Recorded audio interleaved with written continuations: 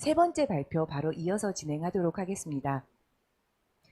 벌써 점심 식사 전에 마지막 발표 시간입니다. 저만 아쉬운 거 아니죠? 다들 너무 시간이 빨리 가는 것 같아서 아쉽지 않으세요?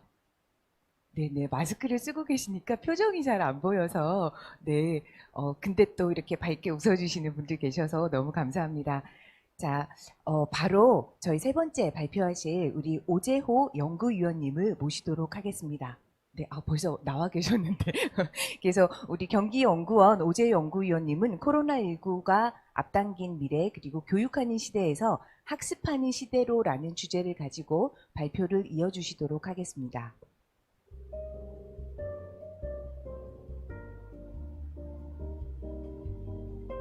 네, 발표 자료가 준비가 돼서 바로 진행하겠습니다. 안녕하세요. 소개받은 오재호입니다. 학습 이야기를 하겠습니다. 옛날 얘기부터 시작을 하겠습니다. 일제강점기죠. 1920년대에 우리나라는 10명 중에 7명 정도가 문맹이었습니다. 그러니까 글자를 읽을 수 없는 사람들이 대부분이었다는 거죠. 그때 당시에 인구가 2천만 명이었는데 무려 1,700만 명이 글자를 보고 읽을 수 없었다는 거죠. 이게 조금 바꿔야 되는데요. 1950년이 아니라 45년 광복을 기준으로 78%가 유지됐습니다. 그러니까 상황이 전혀 나아지지 않은 겁니다. 광복 바로 직후까지도. 그러다가 그 이후에 공부를 하기 시작하는데요. 우리나라가 굉장히 열심히 공부를 했습니다. 모든 국민들이. 그래서 2020년도가 됐는데 이거는 문해율이 99%로 올렸다는 겁니다.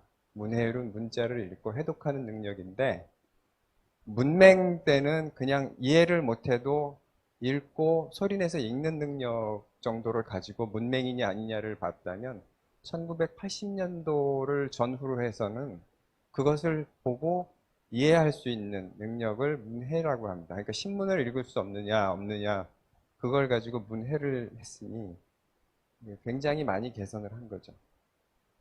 근데 그 과정에는 이런 노력이 있었습니다. 20년대 지나면서 동아일보하고 조선일보에서 각 메이저 신문사에서 문맹 탈출 교육을 하는데 이게 분화로드 운동이라는 거는 이제 동아일보에서 했던 운동이고요. 조선일보에서는 문자 보급 운동이라는 걸 했습니다. 그 다음에 오른쪽 위에 있는 그림은 1946년도에 있는 성인학교입니다. 여기 보시면은 왼쪽에 아낙네가 어린아이를 업고 있는 게 보이실 겁니다. 내가 비록 글자를 읽을 수 없어도 우리 아이한테만큼은 잘 가르쳐야겠다라는 의지가 보이지 않나요? 이 정도로 많은 사람들이 문맹을 탈출하려고 노력을 했고 국가의 목표도 우리나라가 배워야 산다 이렇게 얘기했던 시대입니다. 아래에는 농촌의 문맹 퇴치 운동인데 나이 드신 할머니들이 많이 보이는데 그 오른쪽 왼쪽에 보면은 교복을 입은 학생이 보일 겁니다. 학생들이 와서 이렇게 계몽 운동을 많이 했죠. 이렇게 노력을 해서 우리나라가 지금 어디까지 왔는지를 AI 이야기를 하고 있을 정도로 발전을 했으니 격세지감이 느껴지지 않을 수 없습니다. 학습 이야기는 그렇게 교육을 내가 배워야 산다, 너는 배워야 한다, 나도 배우고 너도 배워야 한다는 교육의 시대에서 지금 가르치는 것 이상으로 그렇게 의무가 아니라 좀 더 배우고 싶다, 좀 더 배우고 싶다 하다가 수요가 공급을 앞질리게 됩니다. 그러니까 굳이 배워야 한다고 강조하지 않아도 많은 사람들이 그 이상을 더 넘어서 배우고 싶고 알아보고 싶은 시대가 왔습니다. 형식학습은 우리 모든 사람들이 잘 알고 있는 공교육입니다. 초등학교에서, 유치원에서부터 해서 대학교 졸업할 때까지 학위나 자격증을 목표로 하는 거였다면 비형식 학습은 교육 프로그램은 있지만 굳이 학위를 주지 않는 거. 그러니까 백화점 문화센터 생각하시면 돼요. 내가 퇴직하고 요리를 좀 배워봐야겠다라는 게 이런 거고요. 무형식 학습이라는 거는 일상생활에서 그냥 다 배움으로 연결이 되는 거예요. 대표적인 게 요즘 유튜브를 많이 보거든요. 그런데 어린아이들이 유튜브를 보면서 엄마 몰래 공부하는 척하는 방법 이런 것부터 해서 별의별 게 다 있습니다. 엑셀을 잘 가르쳐주는 실무로서 대기업에서 퇴직한 사람이 내가 엑셀을 한번 알려줄게요. 내 영상을 보세요 해서 올리는 것도 다 유튜브에 올라가고 그 다음에 뭐 가사 활동이라든지 여가 활동 어디서 내가 캠핑을 했는데 캠핑하는 법 알려주겠다. 이런 거 다 무형식 학습으로 배우는 거죠. 그런 시대가 됐습니다. 그래서 우리 지난 10년간, 그러니까 2011년도부터 2019년까지 한 10년 정도 보면은 대학 진학률이 70%를 거의 유지하고 있습니다. 전 세계에서 이렇게 교육열이 높은 나라가 없다는 거 잘 알고 계실 거고요. 한국 성인, 그러니까 공교육을 대학을 졸업한 사람들이죠. 만 25세가 넘어가면은요, 요 파란색이 더 이상 학위를 주는 기관에서 하는 비율은 이렇게 1.7%까지 줄어들고요. 대신 아까 말씀드린 내가 뭘 자격증이나 프로그램을 해서 학위를 따는 것은 아니지만 정말 내가 이거 한번 알아보고 싶어서 배워야겠다는 사람들이 해가 갈수록 늘고 있습니다. 그래서 작년에 거의 42%까지 올라갔는데 이거를 보면은 우리가 더 이상 가르쳐 줄 테니 배워라. 계몽의 시대가 끝나고 벌써부터 끝나고 이제는 내가 배울 수 있는 권리를 더 찾아야겠다. 이런 시대로 넘어가고 있는 거예요. 그래서 규정하자면 교육은 가르치는 자와 배우는 자가 있어야 됩니다. 선생님이 없이 내가 누구한테 배웁니까? 이러던 시대가 끝났어요. 학습을 이야기를 할 때는 과거에는 교육을 먼저 전제하고 교육이 있어야 학습도 있는 것이지 이렇게 생각을 했는데요.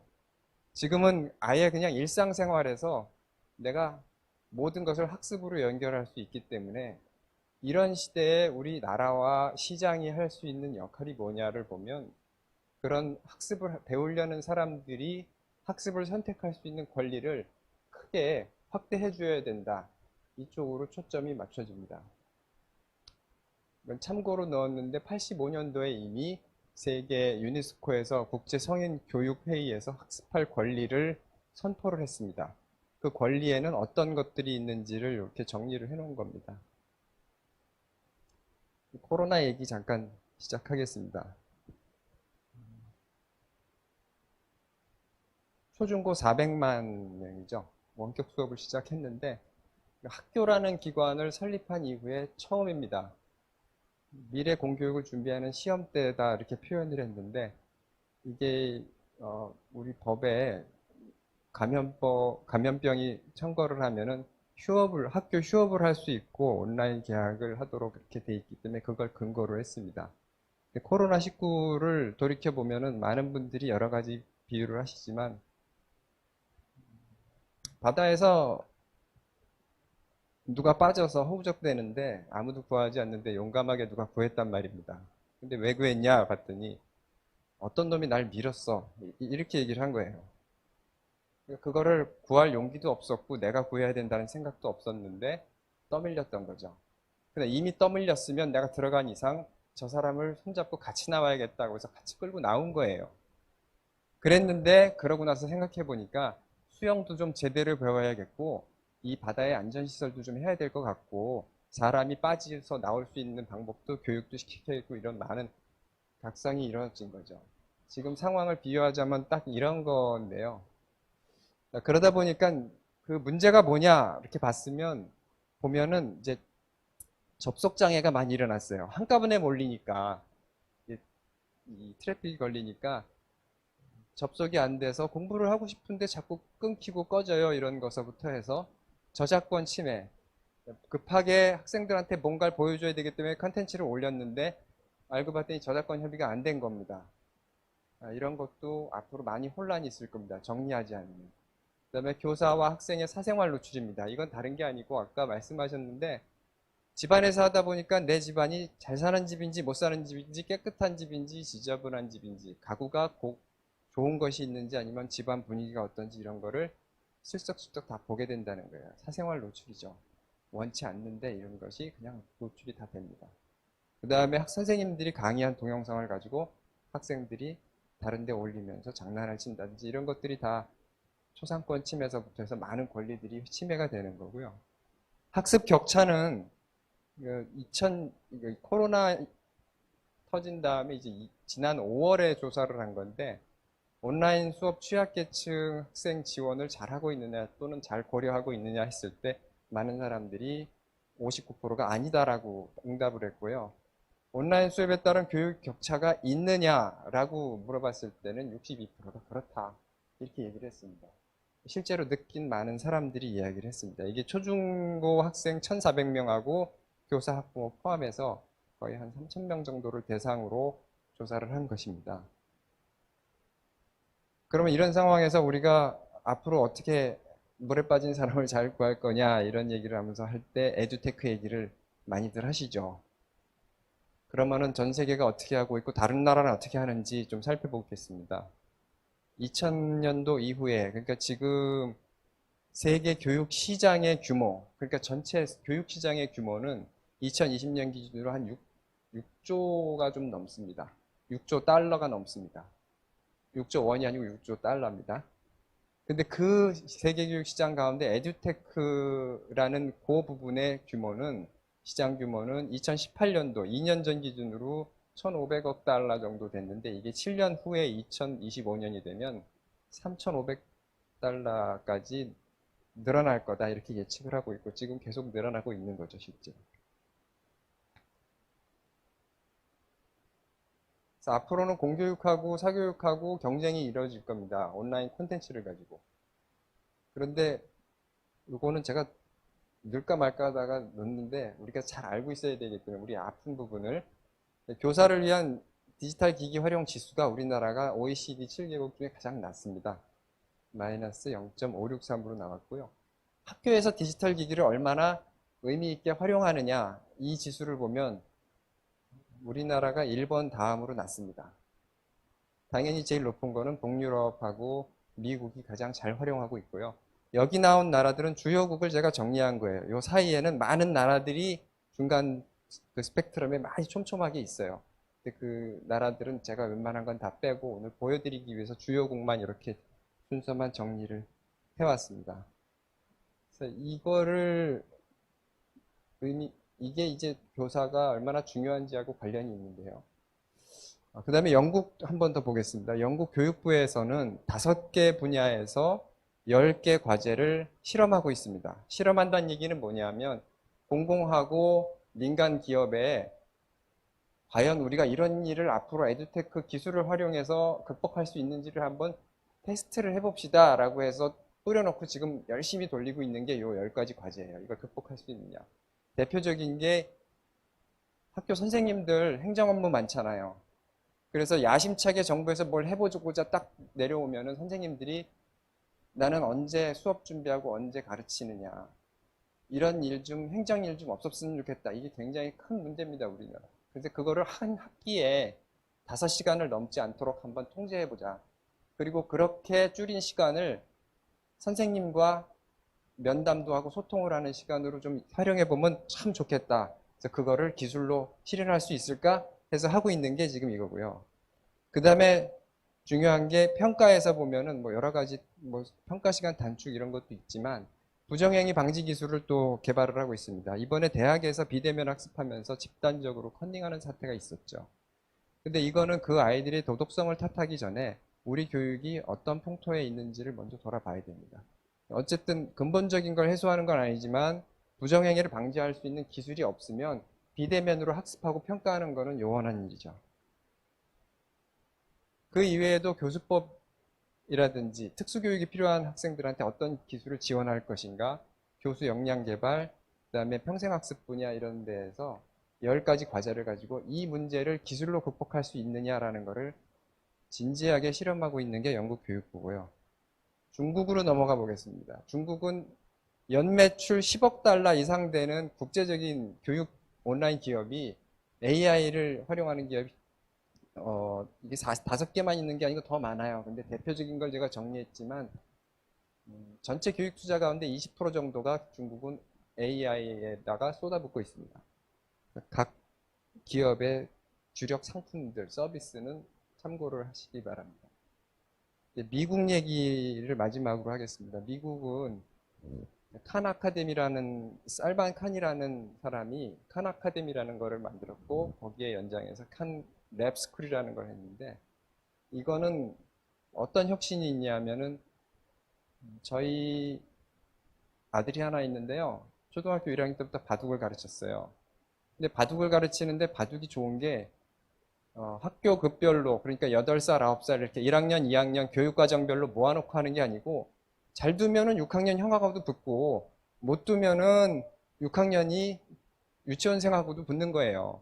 그렇게 해서 수준별로 해야 학생들이 시너지가 나고 더 경쟁하고 학습이 되잖아요. 그렇게 연령을 혼합해서 개인 맞춤형으로 계속 내 한계를 뛰어넘도록 붙여주고 그것이 안 되면 거기에 도달할 때까지 계속 반복할 수 있는 체계를 갖췄기 때문에 그걸 이제 숙달 학습이라고 그러는데 개인의 성장에 초점을 맞추고 있는 그런 시스템입니다. 요게 이제 주목받고 있고 아까 말씀하셨던 미네르바 스쿨도 비슷한 겁니다. 이제 강의실도 없고 캠퍼스도 없지만 이거는 공부하고자 열의에 가득 찬 학생들이 모여서 열심히 읽고 만나갖고 토론을 하는 거예요. 근데 토론을 하는데 그냥 학생들끼리 니들끼리 공부하고 토론해 이런 정도면 유명하지 않죠. 그게 체계적으로 피드백이 이루어지고 토론이 폭발적으로 일어날 수 있도록 그 전문가들이 그 조력을 하고 있다는 겁니다. 그러니까 이게 왜 유명하냐면 공부를 하고자 하는 사람들이 내가 어느 정도 수준인지 한번 가늠을 해보고 싶은데 같은 책을 읽고 모인 사람들하고 디베이트를 하는 거예요. 토론을 하면은 똑같은 책을 읽어도 쟤는 이렇게 생각하고 나는 이렇게 생각하는데 대단한 친구들이다 하면서 나도 같이 성장을 하는 거죠. 진짜 학습이든 교육이든 이렇게 이루어져야 되는 거 아니냐라는 메시지가 여기 미네르바 스쿨에 있어요. 미네르바 스쿨은 신생이지만 지금 아이비리그의 입학 경쟁률을 이미 뛰어넘었고요. 여기에 이 학교를 졸업한 학생들이 굉장히 좋은 기업으로 지금 갈 수 있다고 합니다. 그 다음에 페어팩스 카운티라고 해서 이거는 미국의 버지니아주의 공립학교 페어팩스 군 또는 시라고 하는데 거기에 주립기금으로 이제 혁신적인 영상 콘텐츠를 제공하고 상호작용을 하는 그런 시스템을 갖춘 데인데 17만 5천 명, 18만 명 가까이 학생 수가 됩니다. 그 학교들 다 공립학교 군을 모아놓으면 이게 우리나라로 얘기하면 강남 8학군 정도 돼요. 그런데 여기는 모든 미국에 있는 전 세계에 있는 학생들이 여기 와서 들어가고 싶어 하는데 이 학교가 주목을 받고 있습니다. 성공할지. 그 다음에 제가 마지막으로 가장 주목해야 된다는 게 실패 사례입니다.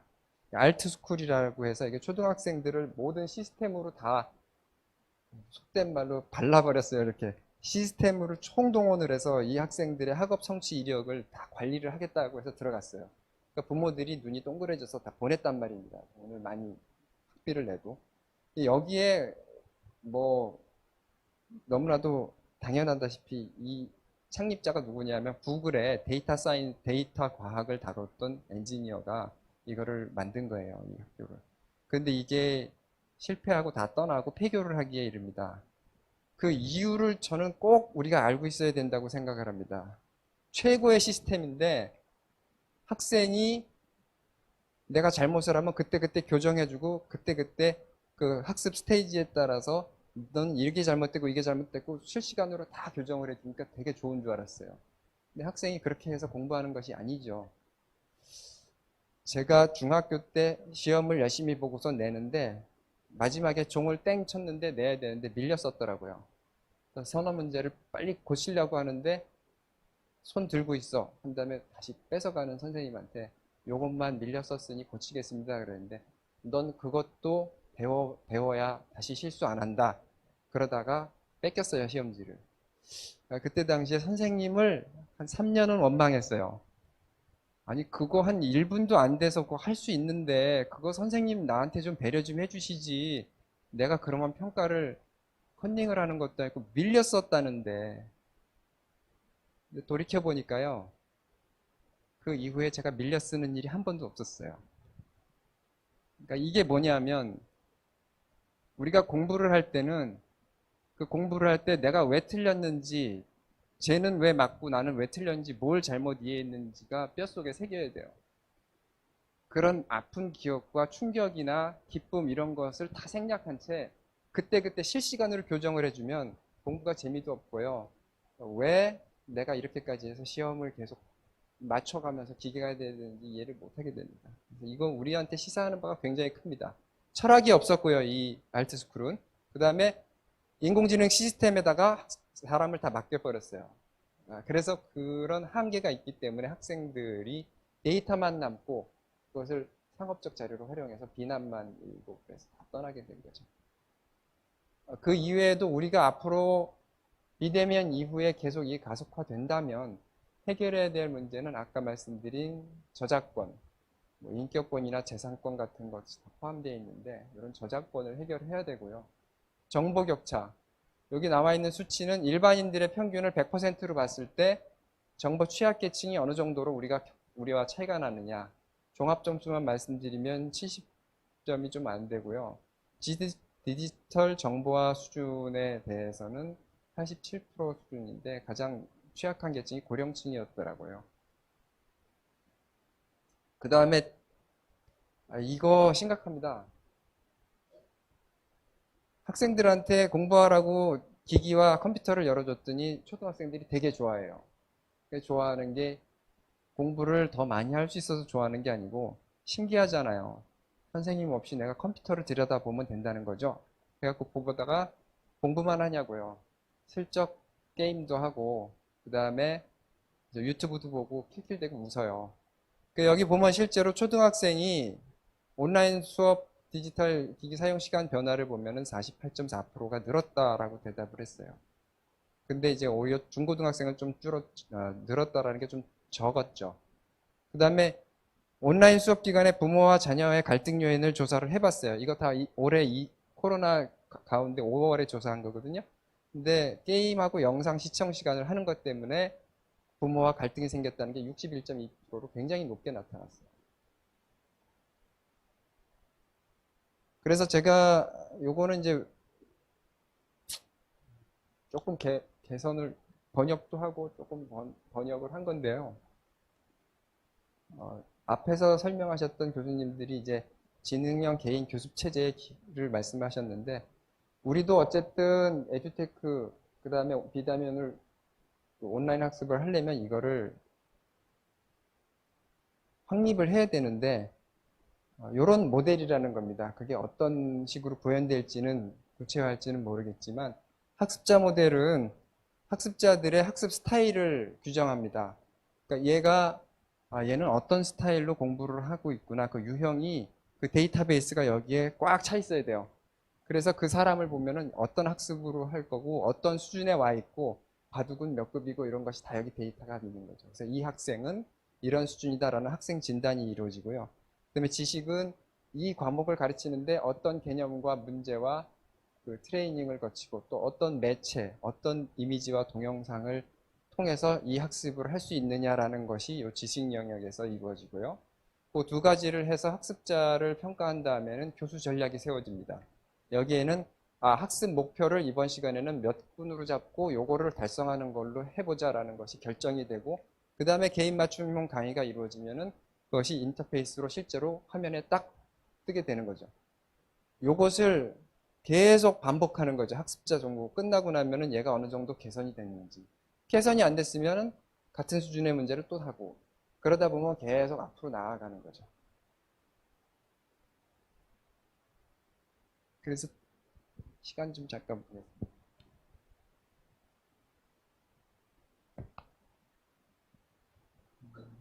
전인성이 딱 바로 보이는데 근대 이후에 인류가 포기한 게 있습니다. 우선 근대 이후에 인류가 추구했던 거는 전문성을 얻으려고 그토록 애썼죠. 그래서 전문성을 우리가 얻었어요. 지금 분화해서 각계각층의 전문가들이 되게 많잖아요. 전문성을 얻은 대신 우리가 포기한 게 전인성입니다. 저희 동네에 제가 안양에 사는데 안양에 진양 이발관이라는 데가 있어요. 거기 이발사 아저씨가 1950년생이에요. 그분이 16살 때 이발사를 시작했습니다. 그러니까 거의 60년 가까이 지금 하고 있는데 그분이 재밌는 말씀을 하셨어요. 내가 가위를 잡고 이발을 할 때는 그 동네 사람들이 다 모여서 위생사 역할도 했고 피부병이 있으면 피부병도 이렇게 개선해주는 약도 발라주고 인생이 어려우면 인생 상담도 해주고 물론 이발도 잘해주고 세면도 해주고 다 해줬어요. 그러니까 한 사람이 여러 가지를 다 했던 거예요. 그런데 지금은 난 딴 거 할 거 없고 머리만 잘 깎으면 돼. 정말 그 동네 이발사가 인기가 있었는데 지금은 그냥 이발사 기능만 남아있는 거죠. 그러니까 저는 그분하고 이야기를 하면서 제 머리를 깎으면서 그 얘기를 했는데 이 시대에 많은 전문가들이 그런 것은 아닐까. 어느 분야에 뭘 전공했어요? 라고 얘기하면 그거 이외에는 나는 전문성은 여기밖에 없다라고 해서 자꾸만 심화하기는 하지만 또 굉장히 폭넓은 시선을 가지고 우리 사회를 리드할 수 있는 그런 역량이 과연 계속 개발이 될까 굉장히 위기라고 생각을 합니다. 요 선생님 요것도 제가 요 그림도요 저작권 협의가 되고 그냥 갖다 쓸 수 있는 프리 이미지 이런 걸로 어렵게 구해서 이렇게 다 넣은 거거든요. 그래서 온라인 수업하고 교실 수업을 온라인에서는 뭘 하고 교실에서는 뭘 해서 이 학습 효과를 극대화해야겠다라는 종합 설계자로서 지금은 선생님들이 빨리 업그레이드가 돼야 되고요.